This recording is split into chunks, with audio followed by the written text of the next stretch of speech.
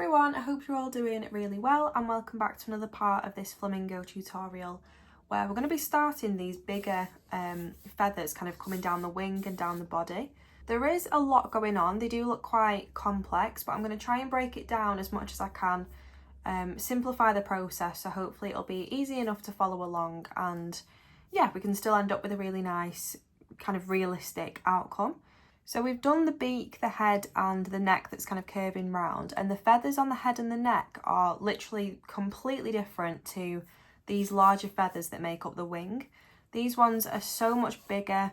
They're also slightly out of focus in some areas as well. The further down the wing we get, they are kind of coming towards us, so they're much more in focus. So it's going to be a nice mixture of like blending and just building up those really soft like pastel-y pink colours, but also there's some more vibrant colours on the left hand side as well. And to be honest, I think we can use a little bit of blue as we progress to the right as well.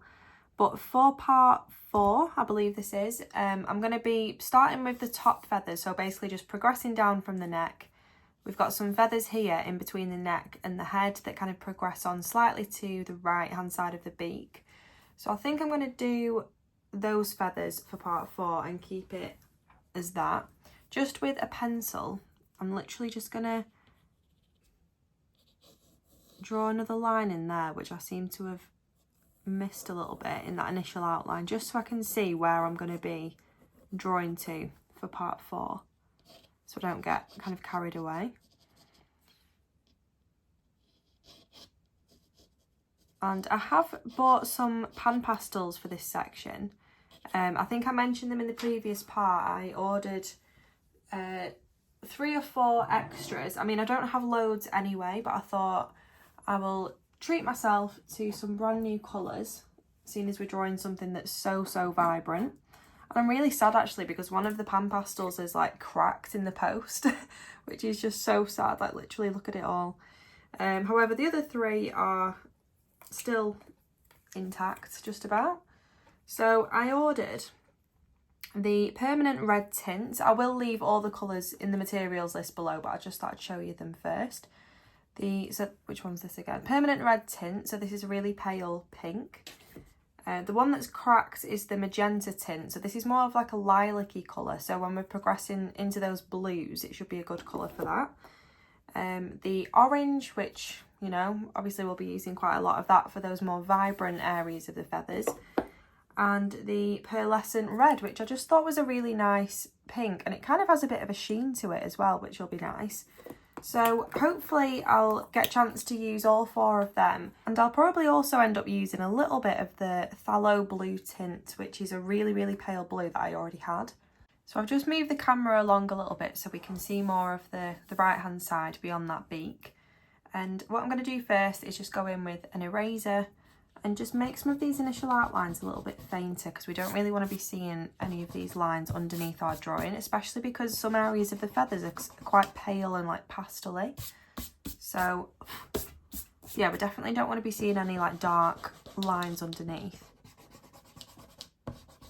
but still make sure you can, you know, see those initial outlines to use as a guide.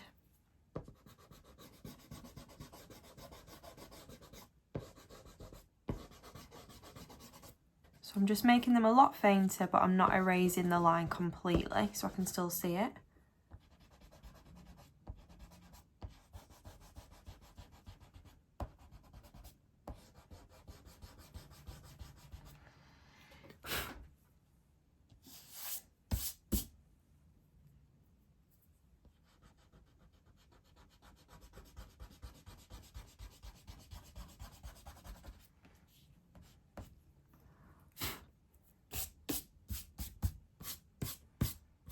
Brush away all of the little bits of eraser so your page is completely clean. So it should look something like that. So this is basically the section that we're going to be drawing for part 4. So what I've got is a soft knife, which is basically like a plastic application knife, if you will, for the pan pastels. I always use this when it comes to applying pan pastels to the paper, and I've got this shape, which is the oval shape, and you can buy these little sponges to kind of insert on the top. So I'm just going to put a fresh one on the top of my knife, and you can probably see a little section in, if it's going to focus, probably not, a little section in that sponge that you can just slide on the end.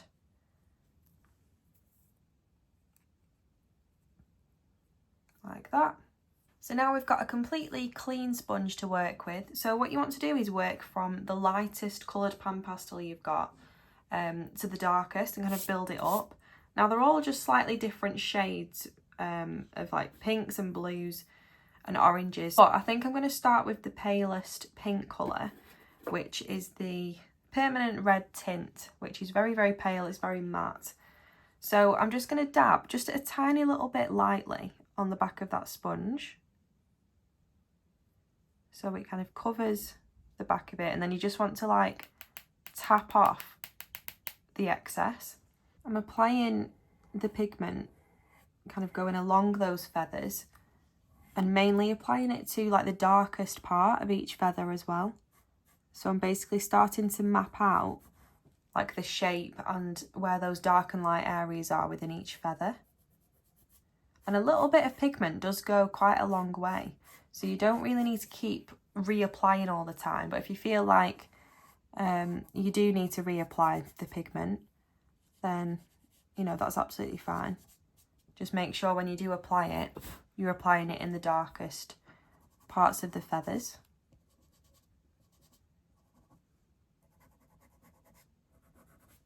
You can also apply it to like the edges of the sponge, so more on those like outer corners. And use that to be a bit more accurate with where you're putting that pigment, because you can kind of use the edges of your knife and the sponge to create a bit more definition, or just kind of be a bit more precise with where you're putting that pigment.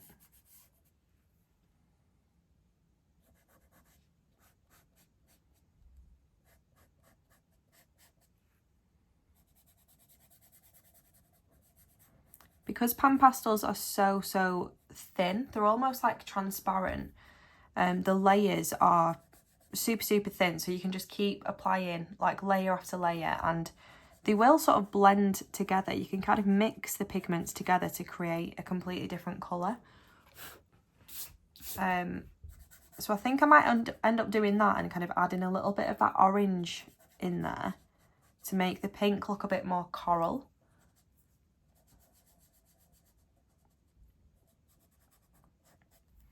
So you want to work that right up to the beak if you can.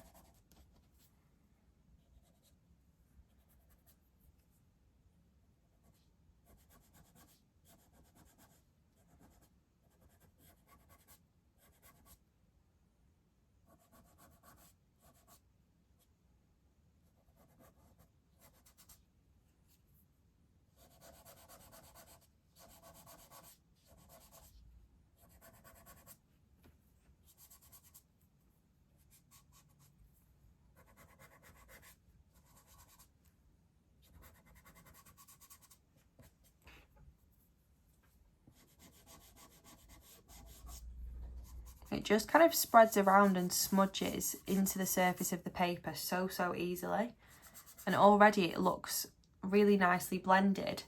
And this is only our very first initial sort of base layer, just to help us like map in that colour in a quicker way, and just kind of map out the shapes as well of each of the feathers and how they're all kind of structured together, where they're kind of overlapping, where those shadowy areas are. It's just a quicker way to kind of gauge where everything is and visualise the section that you're drawing before going in with coloured pencils.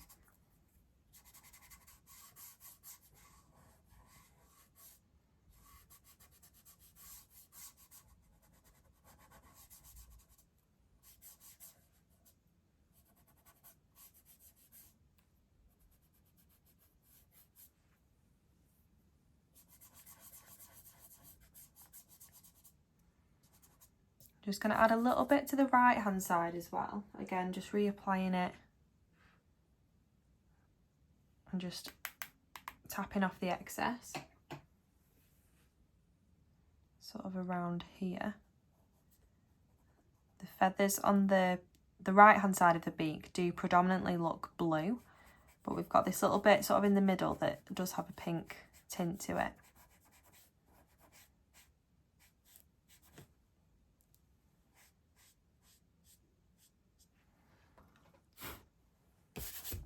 I think also before I carry on, I'm just going to use a little bit of masking tape to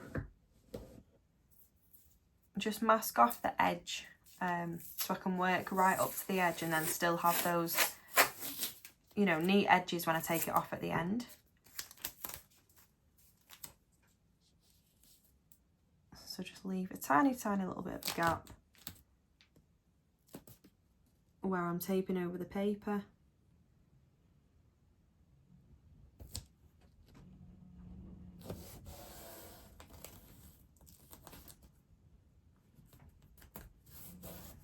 Like that. You don't have to do that. You can work right up to the edge of the paper if you want to, but I just think this is just a better way because you can keep those, you know, really neat edges and lines, and you can be as messy as you want over the top of it before you take off that masking tape.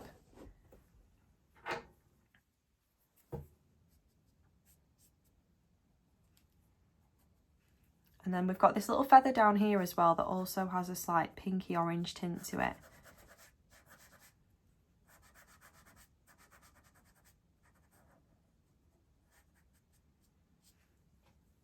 Along with this feather that's coming over the beak.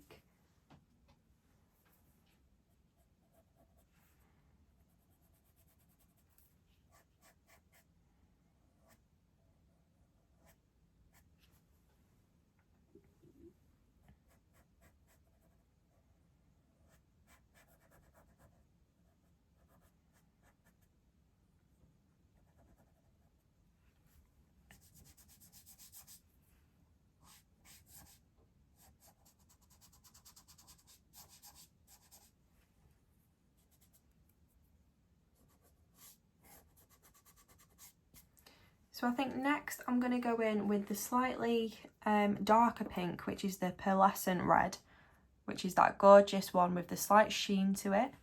And you just literally want to repeat the same sort of process. So tapping that on the back,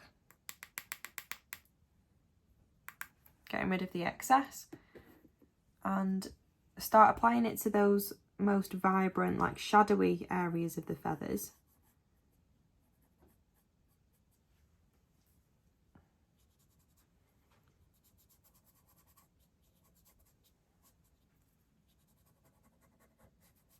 I think that is such a nice colour. It's kind of got like little sparkly bits in it almost.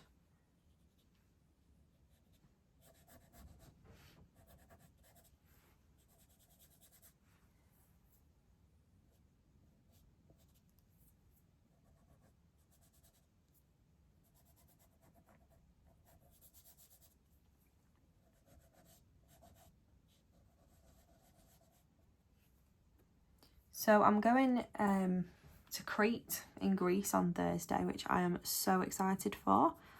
Just for a week of relaxation, bit of a break. And the weather looks gorgeous. It's like late 20s every single day, full sun. So it should be really, really nice. I have been to Crete before, but when I was like really, really young, so I can't really remember it. But I feel like anywhere in Crete is, not in Crete, anywhere in Greece is just like amazing. So yeah, I'm very excited for that. So that's on Thursday. I'm filming this on Tuesday. So I just wanted to get this section done really before I go away, because it'll be June when I come back. So we'll be finishing the like second half of this, all those complex feathers, in June, because I said this tutorial and drawing, with it being quite big and quite complex in terms of the colour and everything that's going on within the wing, that we'll probably spread it out over 2 months. just so I don't feel like, you know, we're rushing through it.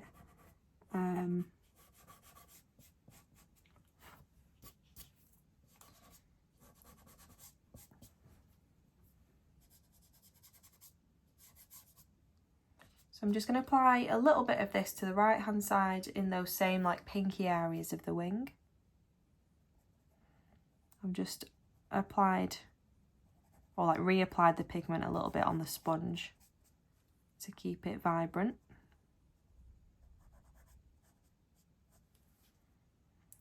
Also, I get quite a lot of questions that, you know, when you use pan pastels in this way, sort of as a base layer, do you then need to add a fixative over the top once you've finished the drawing? And the answer is it's completely up to you, but I find that when you add colour pencils over the top and you kind of push that pigment into the grooves of the paper, it kind of locks that pan pastel in place anyway.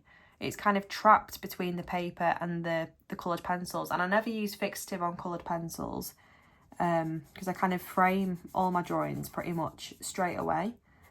So unless you're like really smudging it with your finger, coloured pencils are obviously a lot harder to smudge than like pan pastels and pastel pencils. So to be honest, I don't think you really need fixative if you're using it in this way as a base layer, but again, it is kind of up to you. I've also, in some areas where the feathers look slightly blurry, I've just lightly kind of gone over the edge to blend it out a little bit, if you can see there. So it's not like a perfectly defined edge like we've got here. It's a little bit softer as it blends into that paper, just ever so slightly. So I think I'm going to leave that there with the pearlescent red.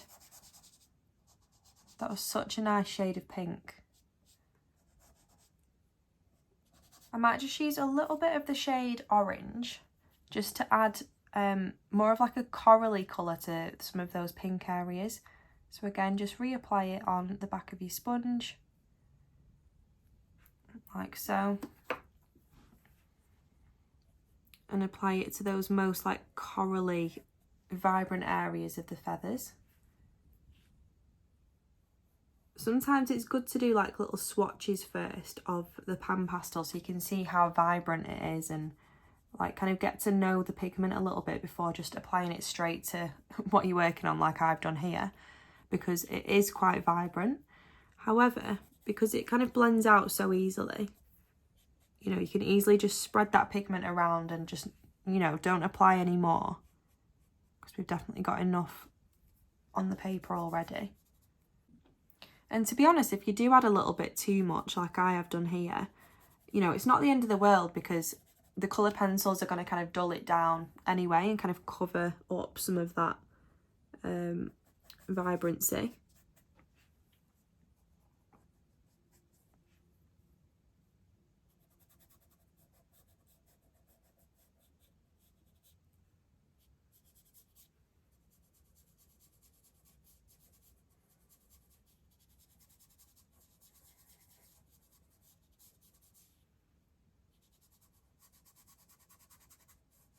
So could, if you wanted to, go back in with that permanent red tint, which is the pale pink colour, and just add a little bit of that over the top to kind of desaturate that colour a little bit.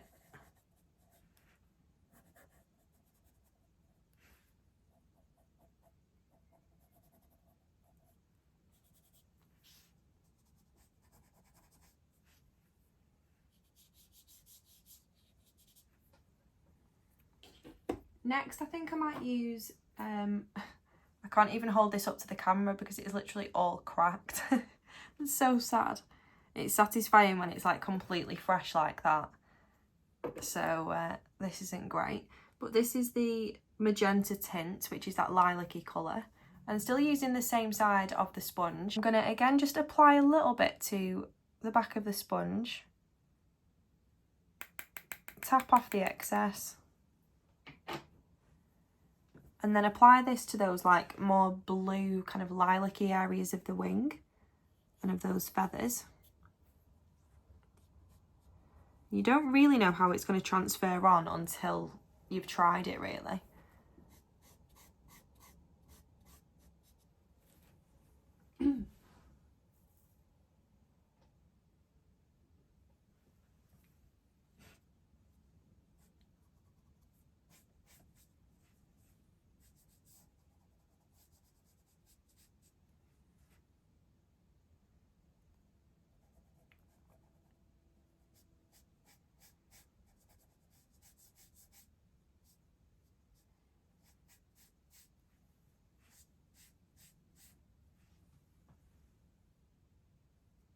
Keep reapplying if you need to.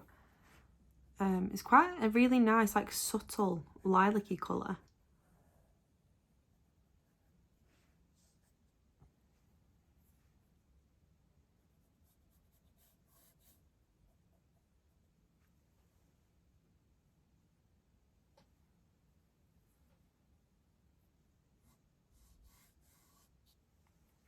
That's really nice.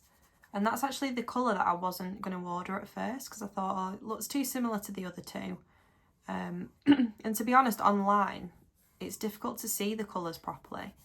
So you've just got to, you know, order what you think and then hope for the best. But I'm quite impressed with all of them colours, to be honest, so far. I think when we go in with the blue, the phthalo blue tint, it's going to really bring everything together.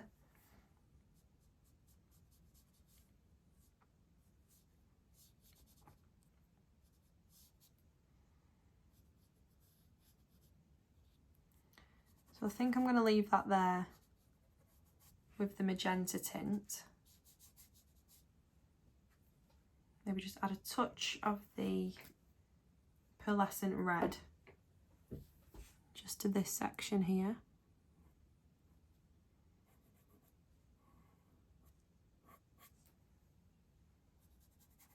Just as a bit of a shadow to kind of separate those two feathers.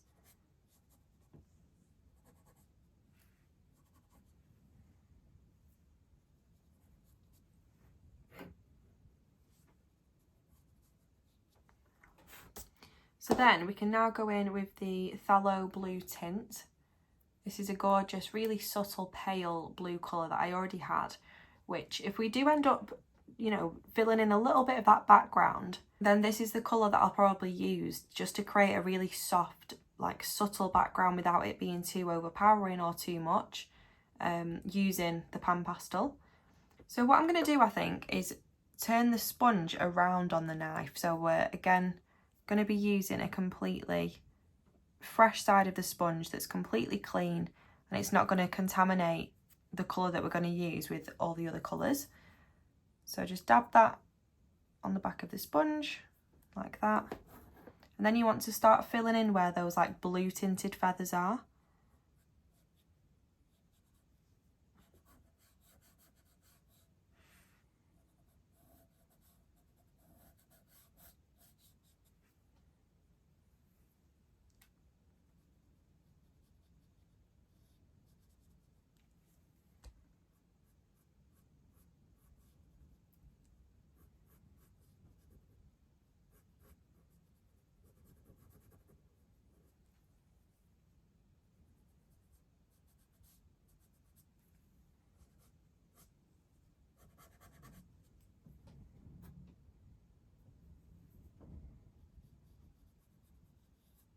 I think these gorgeous like pops of blue colour throughout the wing are really gonna just bring everything together, but also make a really nice contrast in terms of that colour, because orange and blue really make themselves stand out. So this should hopefully look like it's literally popping off the page with so much vibrant colour.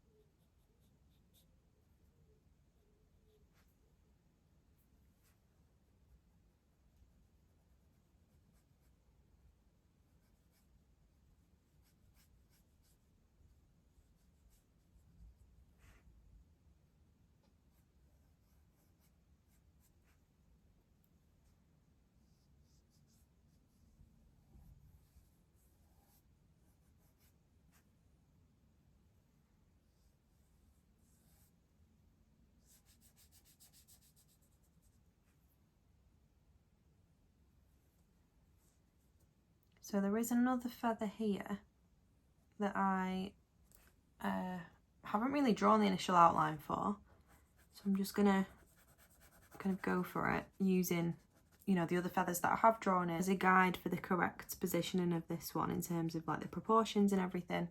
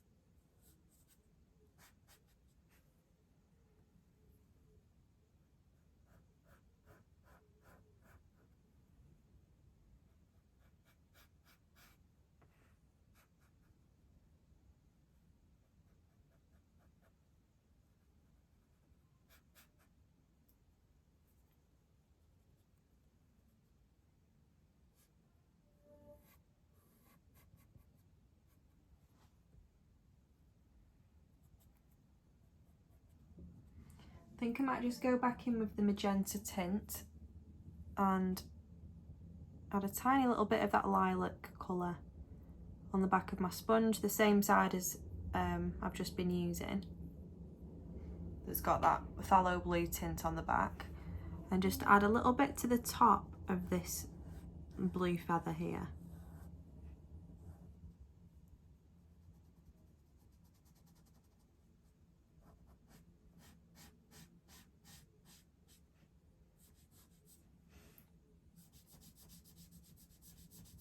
And just kind of blend that in together. And then I think I'm pretty much going to leave that there for the pan pastels, and now work with the coloured pencils and tighten everything up a little bit, you know, build up more of that tonal value and detail. But that's just added a really nice, like, pastel-y, soft base for us to work on top of. And all those colours are absolutely stunning. I've literally loved using them. So yeah, my pan pastel collection continues. I can now add it to like the 8 others that I have. But yeah, they are quite expensive, although I think they actually are on offer right now on Jackson's Art. I mean, they might not be by the time this tutorial goes up, but I think when I looked the last time, which was literally yesterday, they've gone from about £8 to £6 something. There was an offer on. Which is a lot more worth it, because obviously if you're buying a few colours at once, it does mount up a little bit. So I'm going to go in firstly with the pink white luminance pencil. So this is a really, really pale pink colour, and I always like using luminance pencils first as an initial sort of base layer, because I just think they provide a really nice, like, waxy, like creamy buttery base to work on top of, really.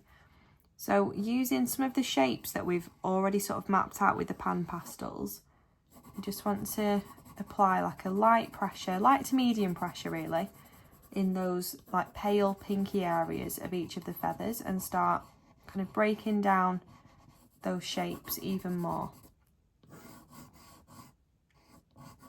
Making sure some of those edges are defined, the ones that are like slightly more in focus than others.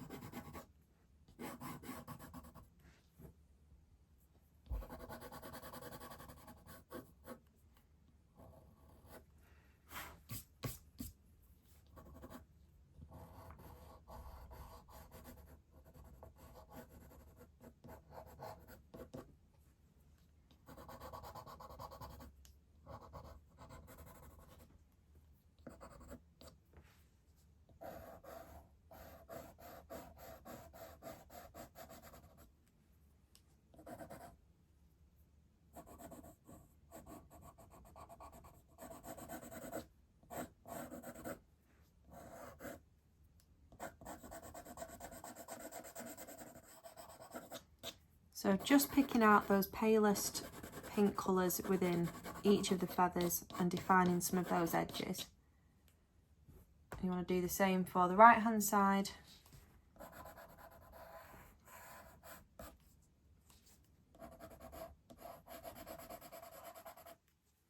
And with this feather that goes over the beak, just be really, really careful towards those edges because we don't really want to smudge any of that black pigment into the feather.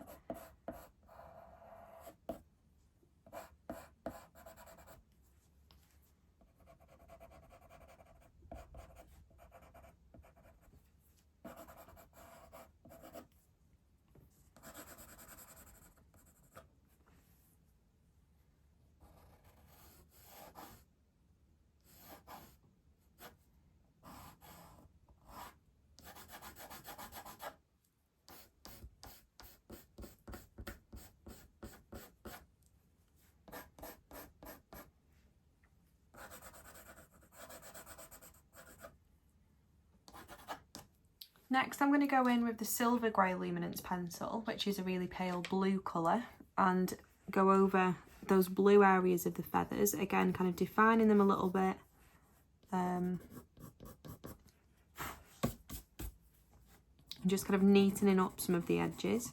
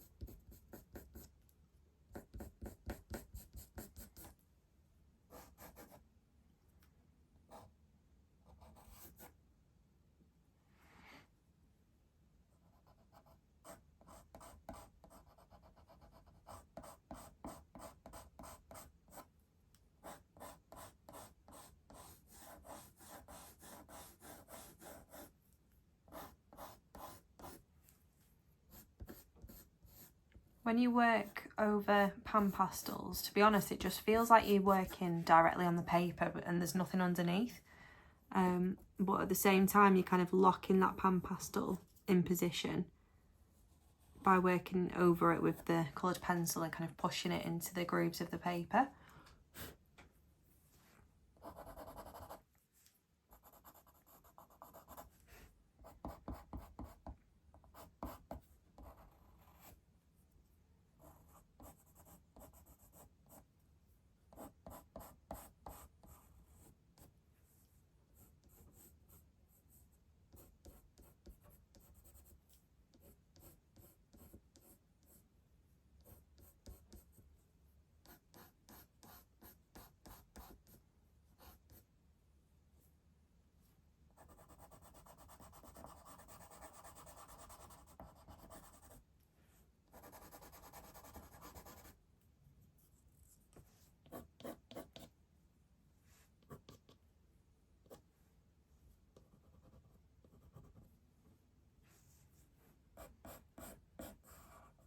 And then just a little bit of blue around this bottom feather.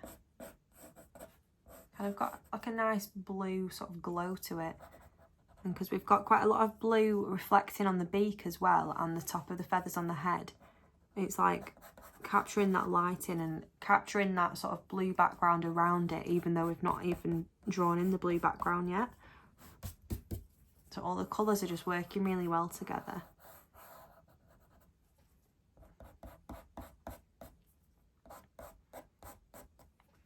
Some of those edges you can make look a bit more like feathery, if you will, just by lightly flicking in the same direction all the way along the feather, almost like we draw fur, but kind of all, you know, equally sort of separated, if you will.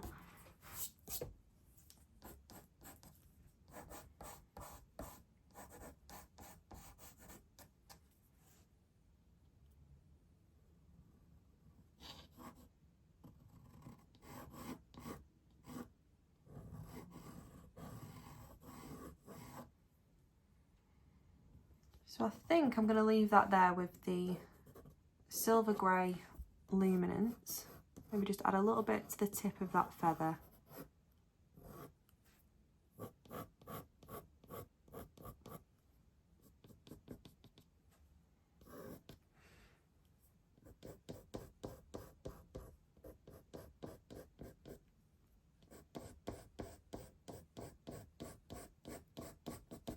Next I'm going to go in with the shade Salmon, which is a polychromo, and focus on those really intense, like pinky, corally parts of the feathers, and add a light layer and gradually build that up.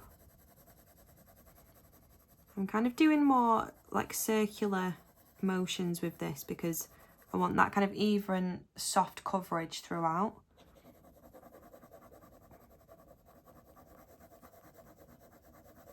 And layered over that, you know, orangey pan pastel, that's given us such a gorgeous colour.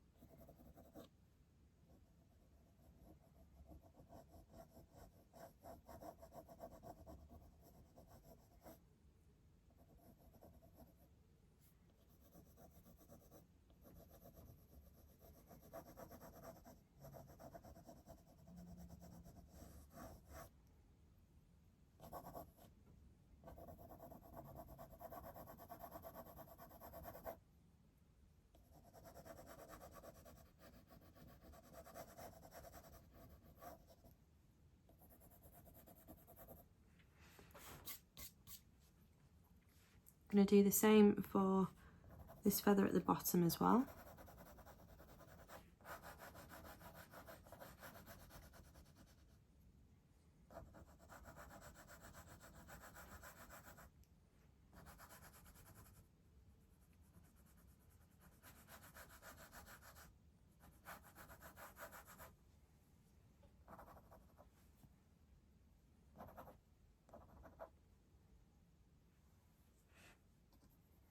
I'm going to add a little bit along the bottom edge of this feather. We've kind of got a little bit that's darker that's flicking up slightly. And then just work that into the rest of those pinky toned parts of the feather.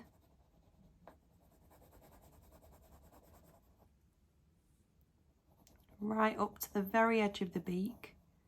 Try and be as neat as you can.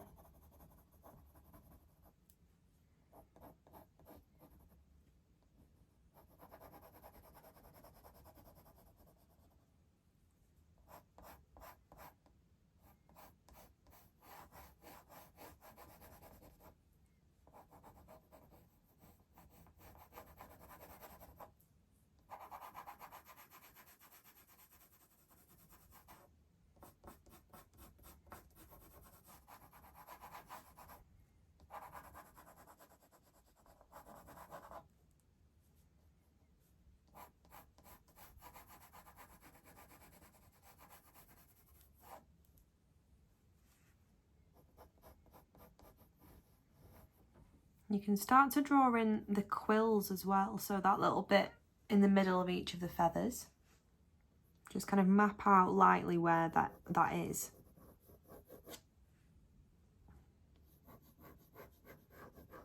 I can just about see my initial outline, so I'm using that as a guide.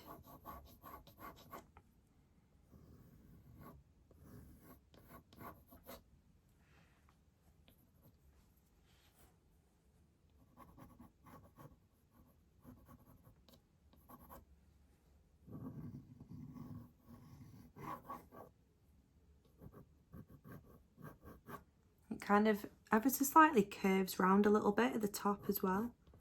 I think that's quite important in showing that it's three-dimensional, it's not just flat. We've got some of these slight curves going on.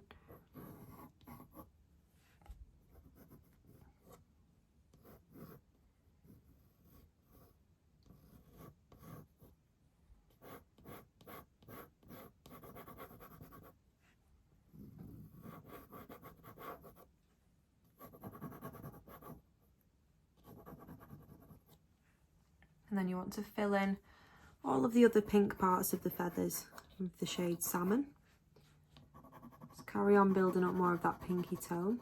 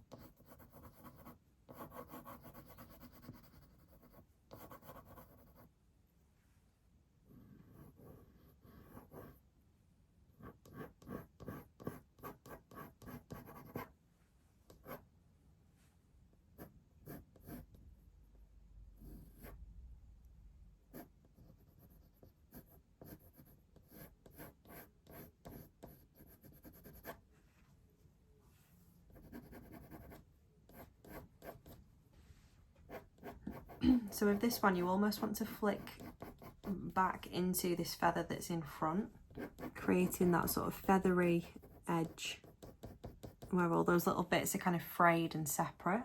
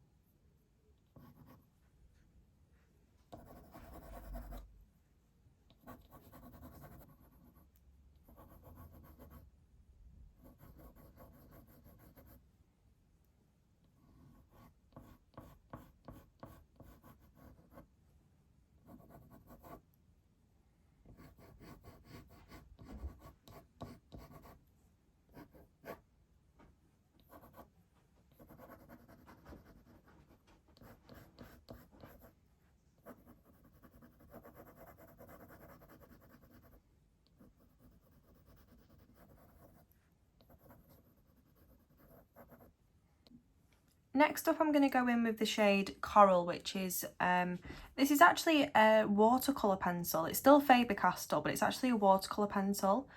I don't actually have this shade in the Polychromos, but it should also be in the Polychromo. So it's the shade Coral. If you've got the Polychromo colour, then use that. I'm only using this because I found it in my pencil set and I thought, well, do you know what? That looks like the perfect colour. I remember getting these pencils after an exhibition last year when I was down in London. I just got like a random selection of pencils that I'd not tried before, and I'd never tried the Faber-Castell watercolour pencils, and to be honest I'm still yet to try them with the water, like activate them with water, but they kind of feel like an in-between pencil between like the luminance and the polychromos. They're still quite waxy like the luminance, but the vibrancy and the colours and everything are as vibrant as the polychromos are. So yeah, it doesn't matter if you don't have the watercolour pencil, it doesn't really matter as long as you've got this colour or something similar. I'm just using it to build up those pinky tones in the feathers a little bit more. Again, doing like small circular motions to get that even coverage throughout, and just making sure that the colour kind of blends with everything else. And it should at this point start to be kind of picking up a little bit of that grainy texture from underneath. Obviously it looked completely smooth when we added the pan pastels because they're so thin. They just sort of sit on top of the grooves. They don't look like they don't kind of pick up any of that grainy texture. Whereas when we keep adding more and more layers, it does start to pick up that grainy texture until we start to kind of squash it into the tooth of the paper and kind of smooth it out.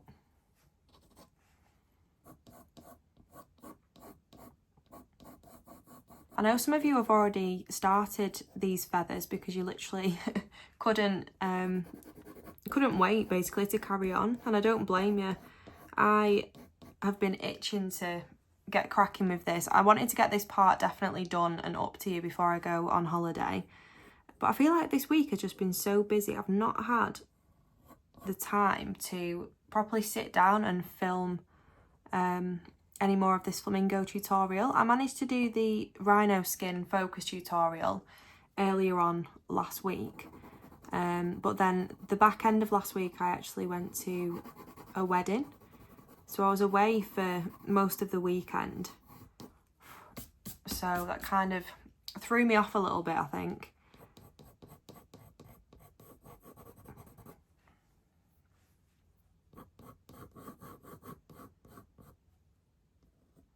So again, you can go down some of these quills, so the middle section of each of the feathers. Make sure some of the edges are defined as well, so we can see where certain feathers are overlapping each other and creating a bit of shadow.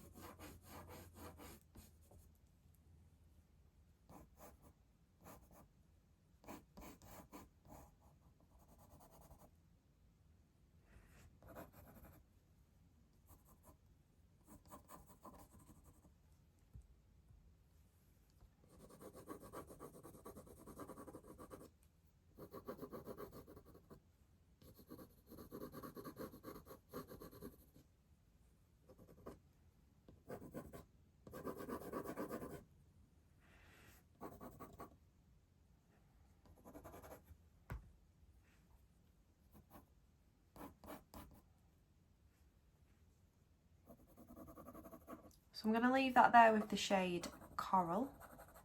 That's just helped to make some of the feathers a bit more pinky toned in some areas, as we kind of keep building up that tonal value and blending it with those colours underneath. Blend out some of that colour where it does look quite grainy. You might want to go back with the pink white luminance pencil and just add a light to medium pressured layer over the top. And you can literally see it just starting to smooth out as you push that pigment into the paper. Luminance pencils are just so good for blending.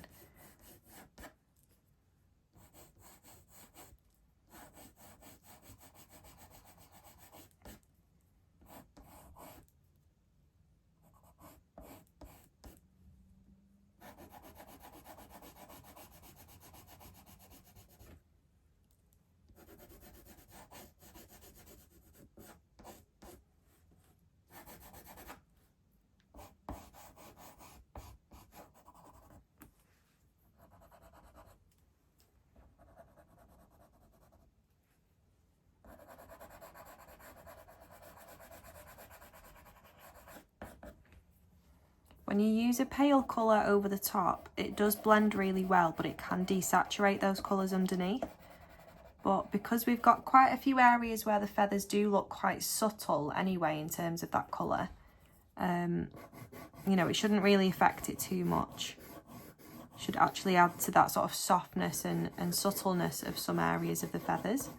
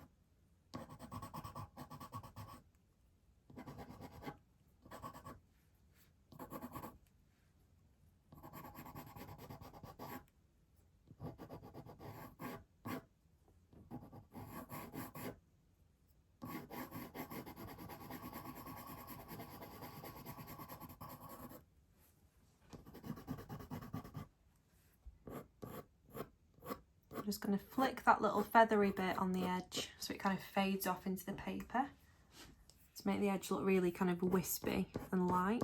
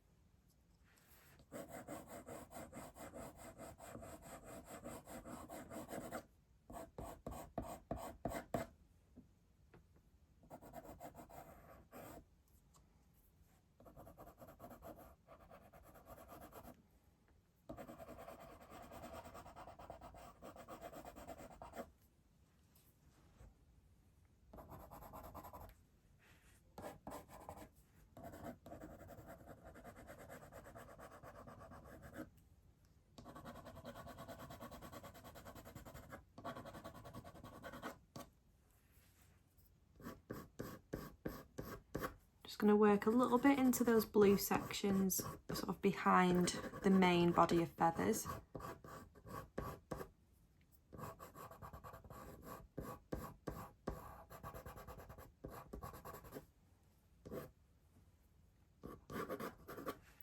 So everything's looking a lot more blended now,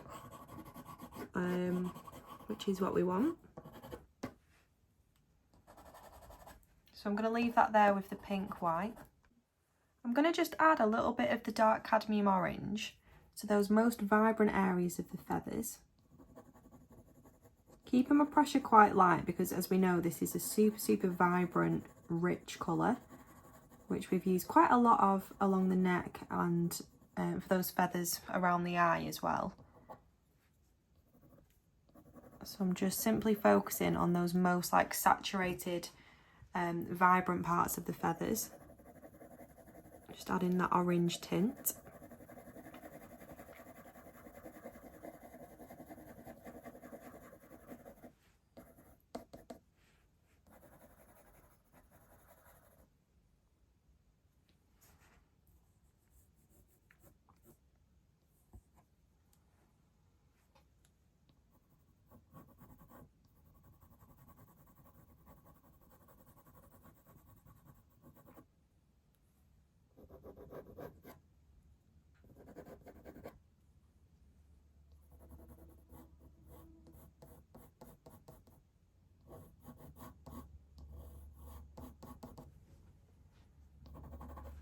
Next up, I'm going to go in with the sepia 10%. I was going to go in with the violet grey, which is a very similar colour, but it's a bit more lilac-y. But I can't for the life of me find it, so I'm just going to go with the sepia 10%. But if you have the violet grey luminance pencil, then I'd probably use that instead. But I'm just going to focus, I'm going to start on the right-hand side over here and focus on this like main blue feather. And just very lightly start to darken the top of it. Just define that edge a little bit.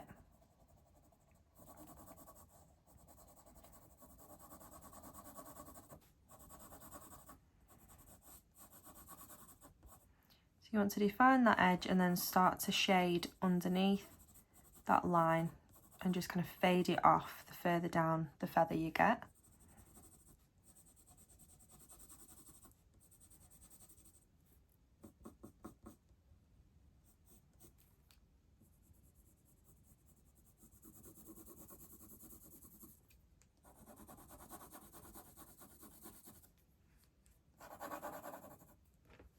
Just going to do a few lines that kind of flick diagonally downwards as well, just to build up a bit more of that feathery texture and detail. It's only very subtle, but once it's blended out, it'll just kind of add to that texture a little bit. And then you might just want to add a bit more of the shadow just above that feather into this kind of smaller one that's flicking in between the gap.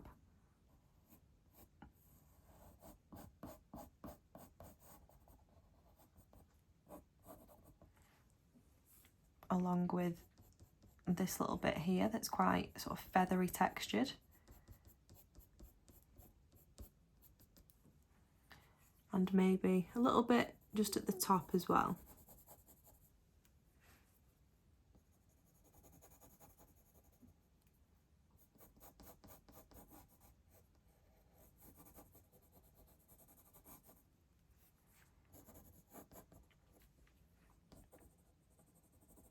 So this sepia 10% does still have like a lilac-y tint to it, but it is just a bit more grey than the violet grey.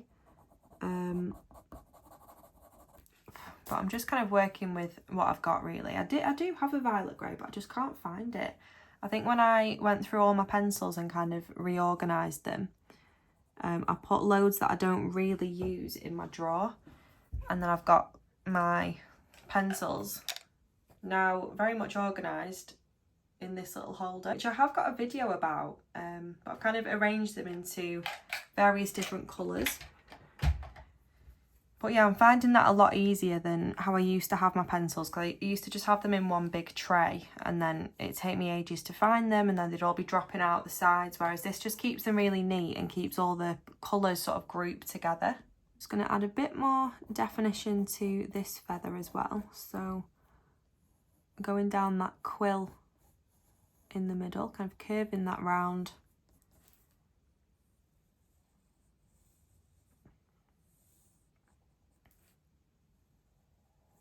And like breaking it down into shapes.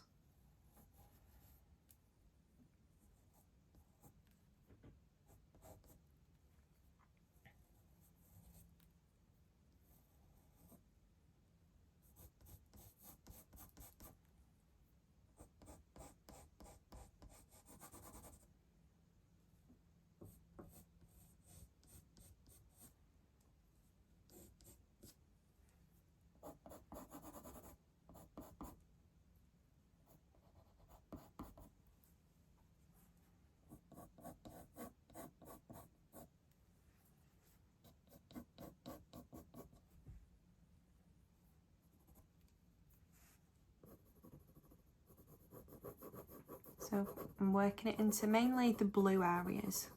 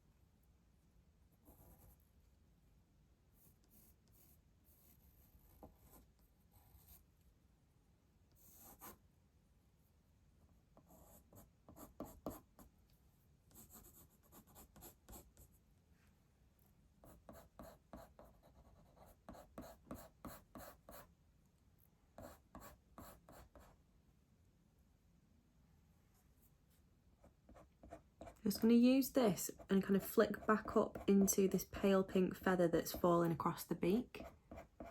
Just kind of elongate some of these little black lines that we've got already to add to that sort of frayed, like feathery edge.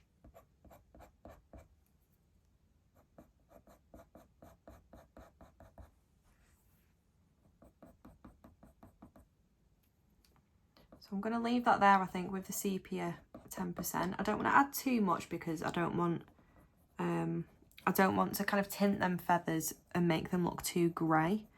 But just in those shadowy areas, I think that's worked quite well. And we've defined a lot of these feathers, especially on the right-hand side.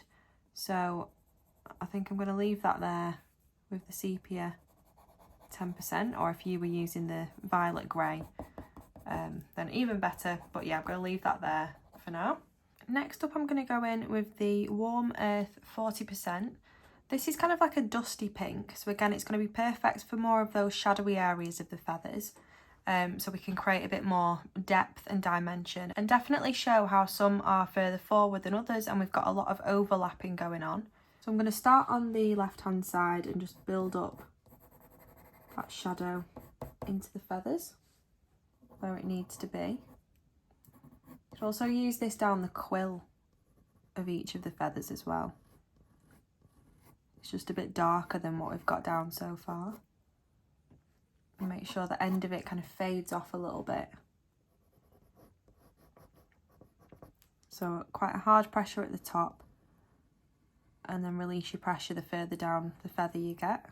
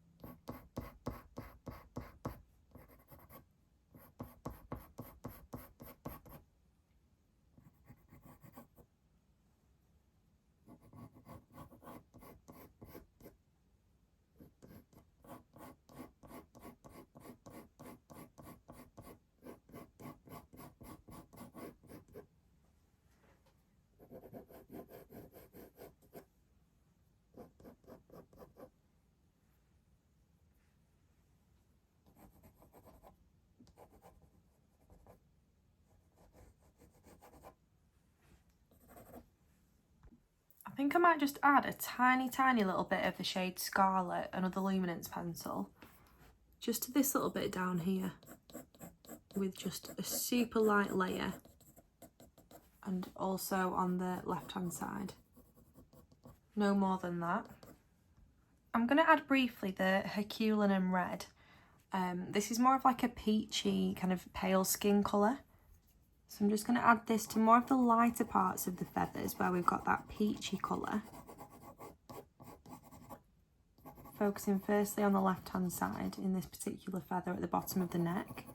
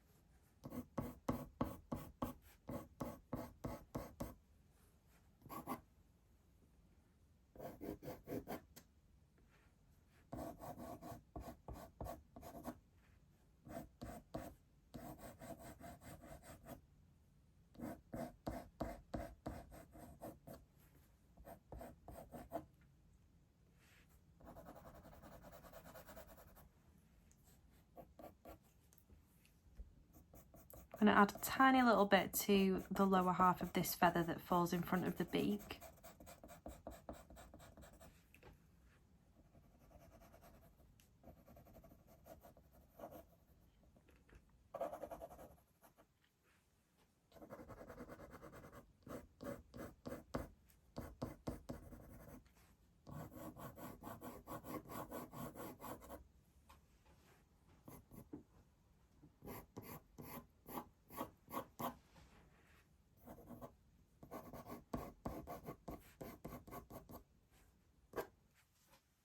Next I'm going to go in with the violet pink, again just a completely different shade of pink. I've been using quite a range of pinks, but they all kind of merge and melt together. So including these little pops of pink throughout each of the feathers just kind of brings everything together. This is more of a lilac-y pink, so I'm going to focus more so on those shadowy areas.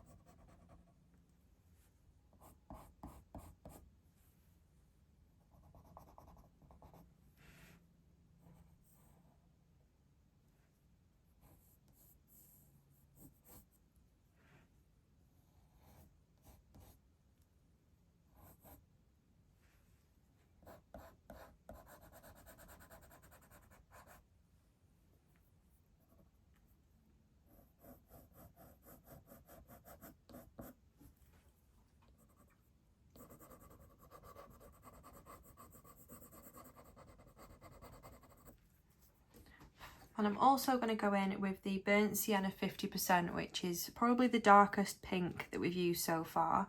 So I'm going to use this to darken those like darker shadows, really intensify them in certain places, and just define some of the feathers, like sharpen up those edges and neaten up some of the lines.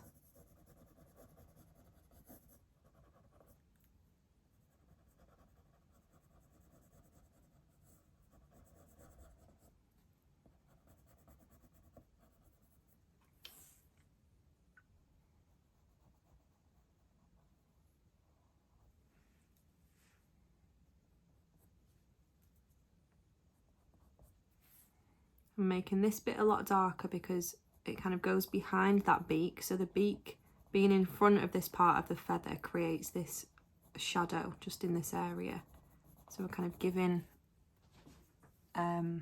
this part of the feathers that sense of depth. And you can see already the difference that that's made. It makes the beak kind of stand out a little bit more.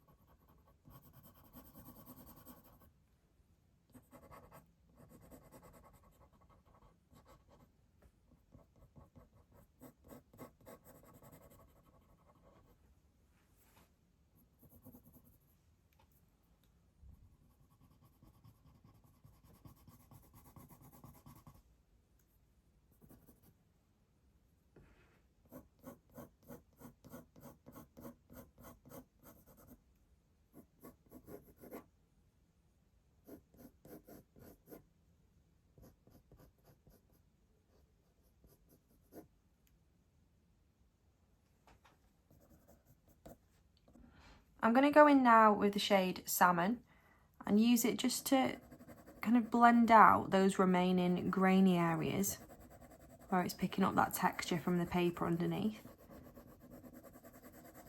But I'm mainly just going to focus on the most like vibrant parts of the feathers.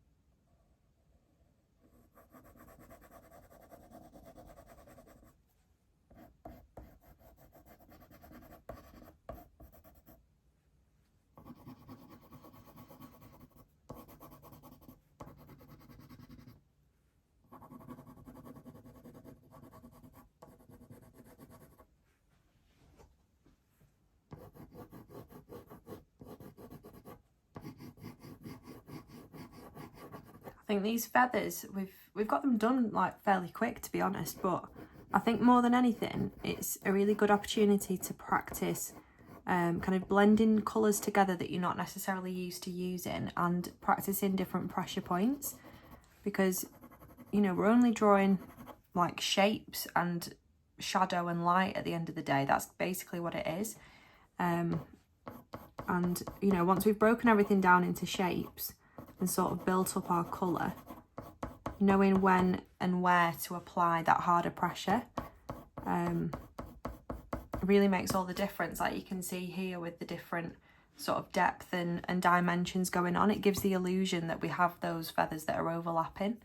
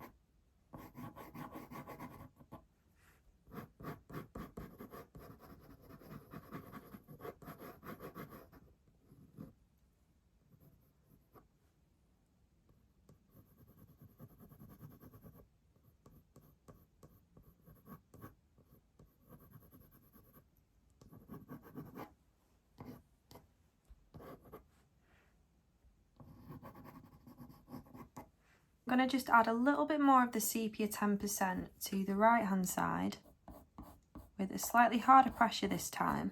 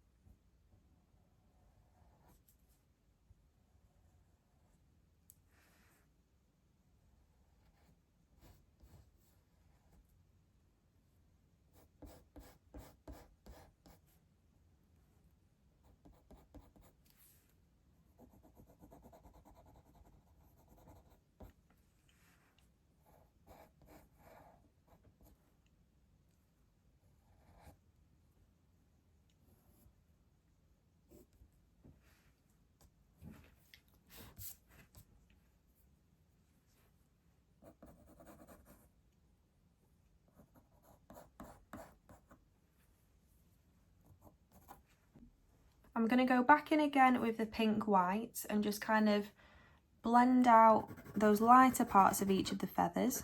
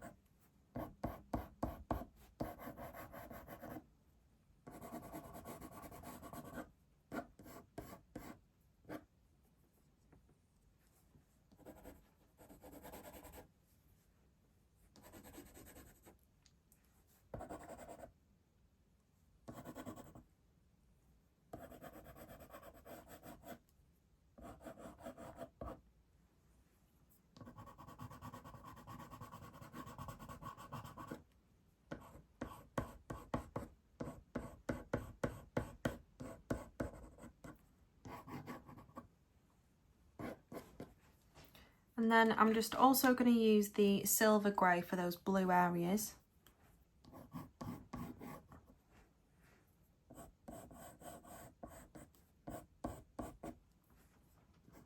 Everything is looking really, really nicely blended now, which is exactly what we want. It is in focus in most places, but because it's so soft and blended, you know, your attention remains on the beak and the head and the neck, which is kind of very much in focus.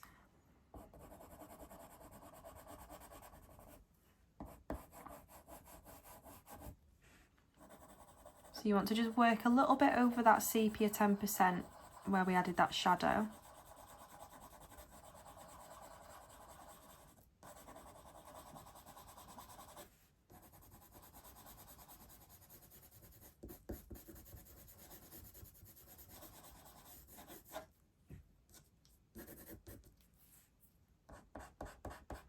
And just define that bottom edge a little bit more.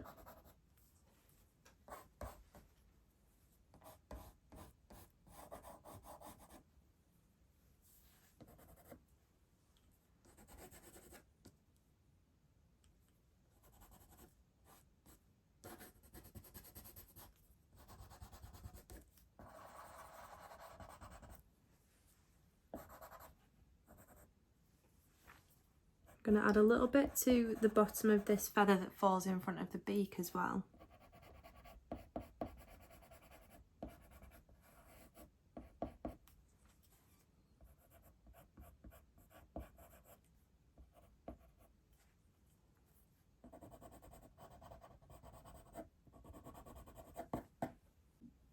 I might just add a slightly more vibrant blue and go in with the light cobalt blue to the bottom edge of this feather in particular.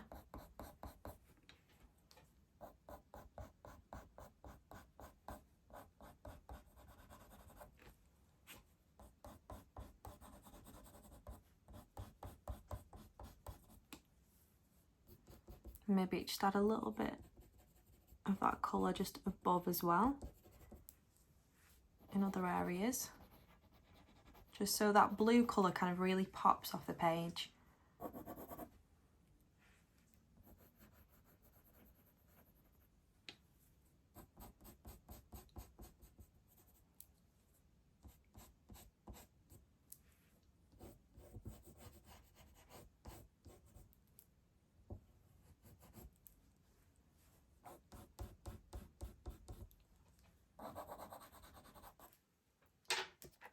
And then you can always go back in with your silver grey just to blend that out.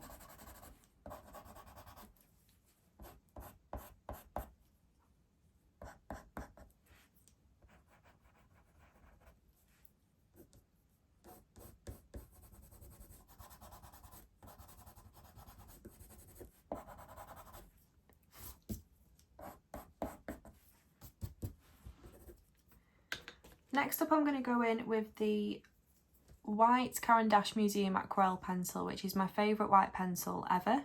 And you want to use this like along some of the edges and along some of the quills as well. The quill here is quite a lot brighter than anywhere else. So you want to use it with quite a hard pressure just to brighten up certain parts of the feathers. And it should work quite well because the white Caran d'Ache Museum Aquarelle pencil is so pigmented that it shows up really well over multiple layers of coloured pencil. I'd only use it specifically for those like brightest sections. If you use like loads of it to start shading, it can end up, you know, really desaturating those colours underneath and making them look too pale. So we want to keep that colour that we've built up, but just, you know, make some areas a little bit brighter.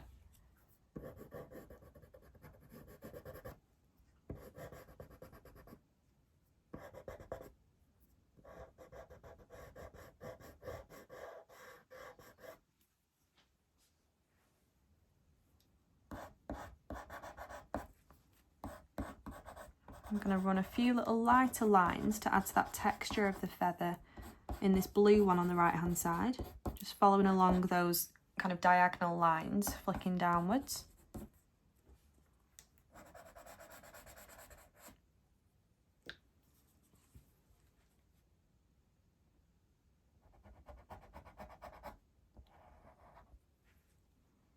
Drawing in this quill.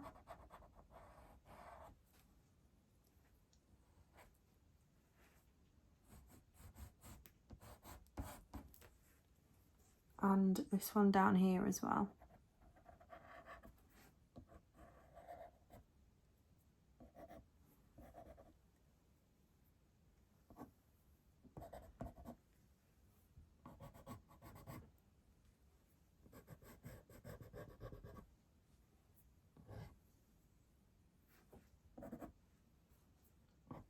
And then, just to finish off, I'm going to go in with the craft knife slice tool. And if you look on the right hand side, you can see the very edges of some of these feathers have a slight like lighter line across the edge. If I just demonstrate that there. So something like that you want to do for other edges of the feathers as well. And you could even go along that quill in the middle just to make it look even more bright. It will kind of remove the white in some areas that we've just kind of added, but you could always go back in with that white into the area that you've just sort of etched out.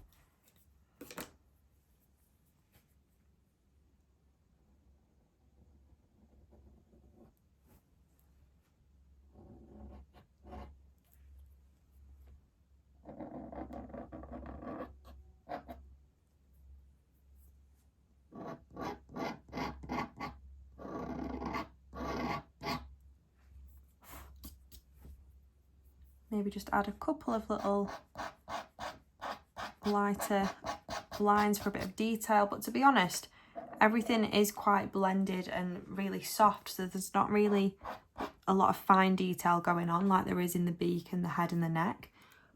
So I think I'm going to leave that there for part 4. So I really hope you've enjoyed, you know, building up the start of some of these feathers of the wing. I don't feel like we've used absolutely loads of colours there either. We've kind of kept going back to some of the same ones. And like I said, it is just basically practicing different pressure points and just breaking everything down into shapes and then your shadow and your light areas. So yeah, I've quite enjoyed that. It's been a little bit different than what we've done so far. And I'm glad that I've enjoyed it because we've got a long way to go, doing pretty much the same thing. On the left hand side, I think I said at the start, they are very much more in focus, so we can see those really fine little hairs and detail, so that'll be a lot more detailed, but this is kind of a nice soft, slightly out of focus effect that we've managed to achieve. So yeah, thank you for following along, and I'll be back when I come back from Crete with part 5. So thank you for watching, and as usual I've left the line drawing, the full materials list and the reference photo in the video description below, and if you've got any questions at all, then do let me know, and keep tagging me in all your posts as well, because I literally love seeing all of your work and I do see what you tag me in. So yeah, thanks for watching, and I will be back very soon.